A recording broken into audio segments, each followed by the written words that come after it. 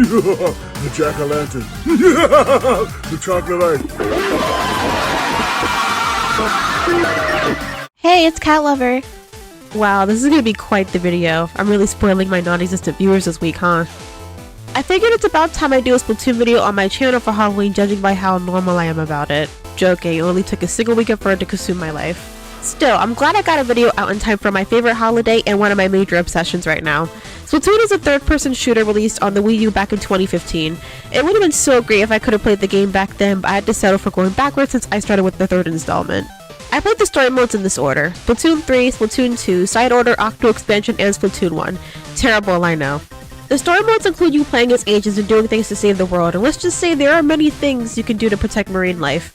Each story mode provides something different, a unique experience, but today we're going to be talking about the final bosses. I'll be ranking each final boss fight from worst to best, but keep in mind that I like all these bosses, just some more than others. So, let's do it!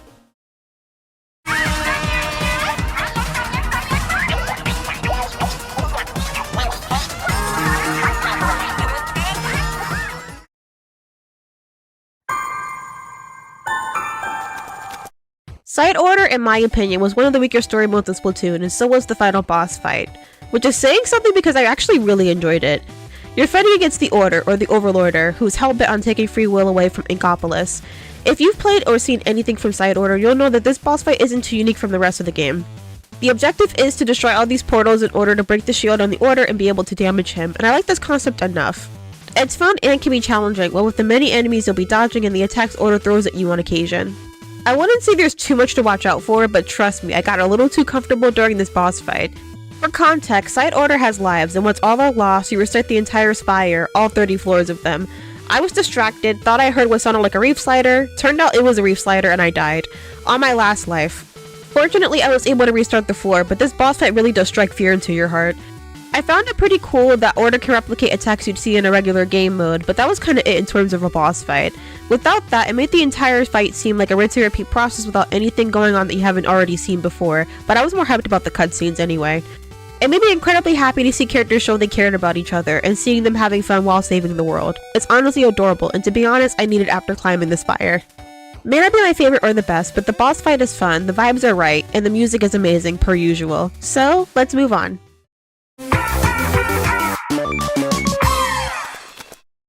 Okay, so this might be controversial, but hear me out. Splatoon 2's final boss wasn't really all that interesting.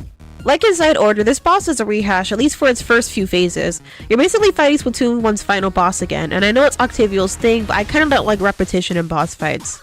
I also think the overall story woven into the boss gave it absolutely nothing. Callie does nothing interesting at all but stand there and do JoJo poses, which appeals to me, but it isn't enough.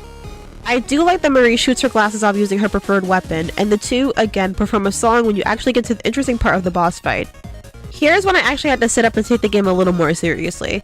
I personally think the use of the Rainmaker and Ink Rails is super creative, especially since you're using shell as weapons throughout the entire game. Again, I like the addition of game mode features and the story mode. This phase really helps take the boss fight to new heights, as the tide literally turns when Callie's brainwashing wears off. The boss isn't anything too difficult, but considering that I hadn't played the Anarchy modes not once before I played Splatoon 2 story mode, I was a little lost. I guess even for a newbie, the boss fight was easy enough to pick up and have fun with.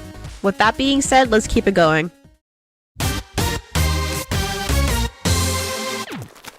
I don't care if this technically doesn't count because I'm gonna count it anyway. Fighting Inner Agent 3 is a test of will, and trust me, I almost lost all of it. You would think that after everything you've been through in Octo Expansion that nothing would phase you anymore. The 8-ball levels, the towers, which I got a pretty intense clip of,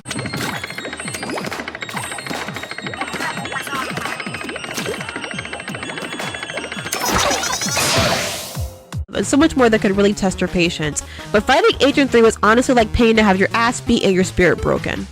I imagine that this is how regular enemies feel fighting you, and I love when bosses put you in a position where you need to consider that you don't have the upper hand anymore.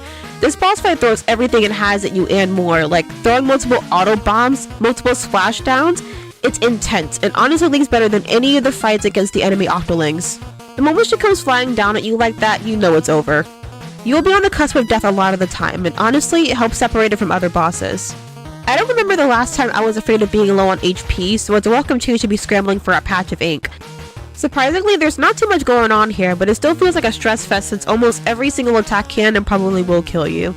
Maybe not the most revolutionary boss in concept, but I really loved it anyway. So let's move on to the next boss.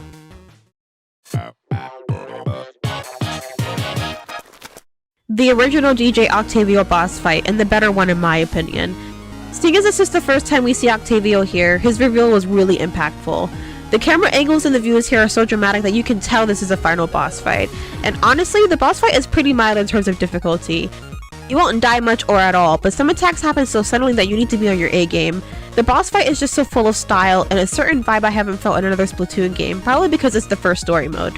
Sure, the boss fight does that cliche thing where it throws an attack at you that you need to hit back at it, but it's not as dull as it sounds. The reveal that Agent 1 and 2 are in fact Callie and Marie, and that Cuttlefish is their grandfather while the Calamari Inkantation starts playing is an amazing moment. Or it would have been if I hadn't known already. The entire story mode sets you up for this boss fight, so it really feels like this is it. Also, I just recently found out he's hunting wasabi sticks and rubbing them on turntables to make spicy beats. I feel like I'm just dumb sometimes, I don't know. Anyway, the final boss here is simple, but since it's in Splatoon 1, I can give it a pass. So let's see what's next.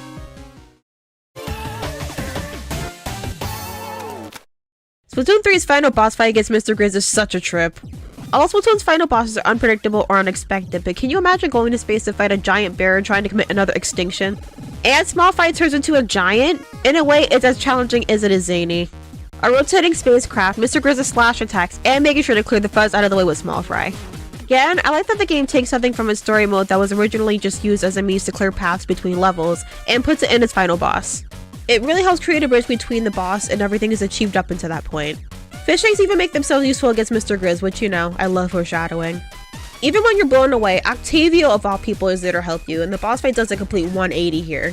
While on a spacecraft, you need to direct a roller into Mr. Grizz's weak spots, all while defending yourself from projectiles and enemies landing right in front of you. It's at this point that the game gets really intense, but also really gets your blood pumping too. I love that everyone, friend, family, or foe, are working together to save marine life from the echoes of the past, the echoes of an extinction. Dramatic as hell, I know, but the Calamari Inkantation remix really helped set everything off. Honestly, this fight is the most creative one I've seen in all of Splatoon, and I can tell the devs had a field day with this one. With our second best final boss fight done with, I think everyone knows what the next one is.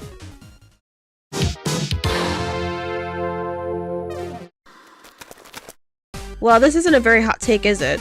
Everything about this boss fight is perfect. Down to the tiniest of details, Octo expansion really knocks their final boss out of the water. I wouldn't say as much of a fight since you're not exactly being attacked by anything, but you are setting out hyper bombs and inking the entirety of a giant statue, which is pretty badass. May not seem like too much fun, but it surprisingly is. Riding on ink rails and frantically searching for more bombs to set off makes for a hell of a time. 3 minutes seems like a lot less time when you're actually playing the game. This boss was honestly one of the more dangerous in terms of stakes. A statue that's charging a blast that's powerful enough to take out the entire world is really grim, honestly.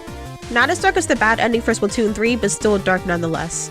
I don't think I have to tell anyone how much I love Fly Octo Fly, so hearing it while grinding rails and swimming around a giant statue was an experience with no match. Pearl letting off an ear-shattering scream that rivals the statue's blast and mimics a turf war result was the best thing ever. That and her sharing a totally platonic hug with Marina in the end put a smile on my face. In the end, you get to see the good you've done, what you've saved, and how far you've come.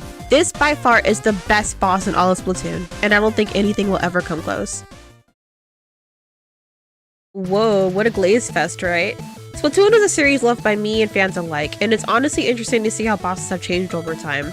Even the weaker final bosses are still so special and so fun despite their flaws. The better bosses help solidify why Splatoon deserves to be appreciated and treated with the adoration it worked so hard for. It might be a kid's game, but I'm glad they're still getting quality titles. Again, I really wish I had gotten a chance to play it as a kid, but my fixation on it is already bad enough, so maybe that was for the best. What do you think? Let me know. Make sure to like and subscribe, I'd really appreciate it. Enjoy your Halloween, eat lots of candy. I'm Cat Liver, stay spooky.